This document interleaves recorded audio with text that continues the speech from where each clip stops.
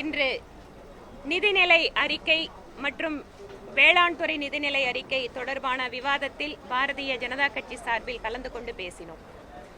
விவசாயிகளை பாதிக்கக்கூடிய பல்வேறு பிரச்சனைகளை பற்றியெல்லாம் எடுத்து வைத்திருக்கிறோம்.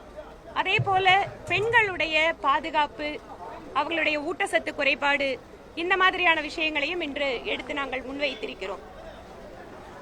பெண்களுக்கான உரிமைகள் தொடர்பாக மாநில அரசு கொண்டு வந்திருக்கக்கூடிய ஒரு சில அறிவிப்புகள் தொடர்பாக எங்களுடைய கருத்துக்களை வெளியிடுகின்ற பொழுது மரியாதைக்குரிய அமைச்சர்கள் மத்திய அரசு நிதி கொடுக்கவில்லை, மத்திய அரசு வேண்டுமென்றே நிதியை நிறுத்தி வைத்திருக்கிறது என்று அவர்களுடைய வழக்கமான ஒரு கருத்தினை இங்கு பேசிக் கொண்டிருக்கிறார்கள். அதற்கும் நான் பதிலளித்தேன். ஏனென்றால் மத்திய அரசு ஒரு குறிப்பிட்ட சதவிகித நிதியை தங்களுடைய வருவாயிலிருந்து மாநிலத்திற்கு கொடுத்து கொண்டிருக்கிறது. நிதிக்குழுவினுடைய பரிந்துரையின்படி எந்த ஒரு மாநிலமாக இருந்தாலும், அது ஆளும் கட்சி ஆட்சி செய்கின்ற மாநிலமோ எதிர்கட்சி ஆட்சி செய்கின்ற மாநிலமோ, குறிப்பிட்ட மாநிலங்களுக்கு ஒரு குறிப்பிட்ட சதவிகித நிதியை கட்டாயம் அவர்கள் கொடுக்க வேண்டும். அதிலிருந்து 1% கூட மாற்ற முடியாது. இரண்டாவது, ஜிஎஸ்டி வசூலில் என்ன மாநில அரசின் பங்கோ அது நிச்சயமாக மாநில அரசுக்கு வந்து சேரும்.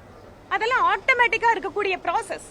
மூன்றாவது ஒரு விஷயத்தை கூறினார்கள், உங்களுடைய மத்திய அரசினுடைய கருணை பார்வை பீகாருக்கு இருக்கு, யூபிக்கு இருக்கு, மகாராஷ்டிராவுக்கு இருக்கு, எங்களுக்கு இல்லைன்னு. நான் ஒரு செய்தியை இங்கு குறிப்பிட்டேன். செய்தி அல்ல, அது ஒரு ஆய்வு.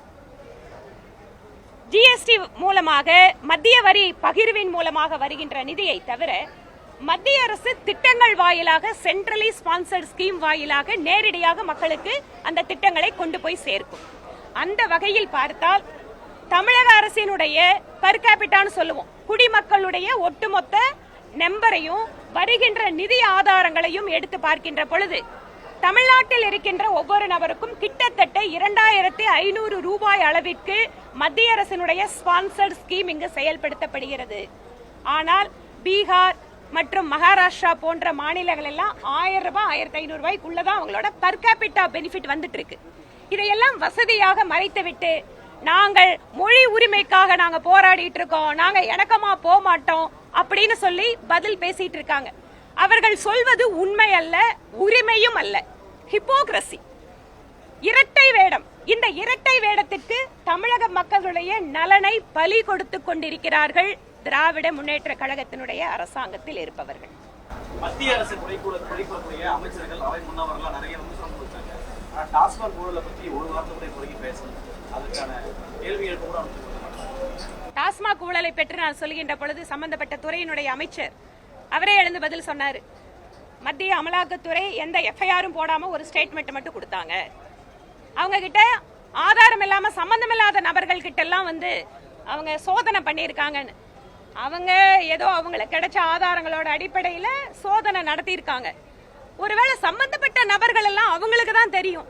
அதனால சம்பந்தப்பட்ட நபர்கள் யாருன்னு அவங்க தைரியமா சொல்லட்டும், சோதனை நடத்துறதுக்கு அமலாக்கத்துறை ரெடியா இருக்கும். அதனால இந்த மாதிரி பதில் அல்ல. இன்று மக்கள் எதிர்பார்ப்பது, ஊழல் நடந்திருக்குன்னு ஒரு மத்திய அரசாங்கத்தோட துறை சொல்லுதுன்னா அந்த குற்றச்சாட்டுக்கு என்ன உங்களோட பதிலோ, அது தவிர அரசியல் ரீதியான பதில் அல்ல. மக்கள் எல்லாத்தையும் பார்த்துட்டு தான் இருக்காங்க. அதனால் இன்று நான் பேரவையில அந்த கொஸ்டினை எழுப்பியிருக்கேன், அதற்கான பதிலையும் அவர் கொடுத்திருக்காரு. பார்ப்போம். செய்திகளை உடனுக்குடனும் துல்லியமாகவும் தெரிந்து கொள்ள சப்ஸ்கிரைப் பண்ணுங்க.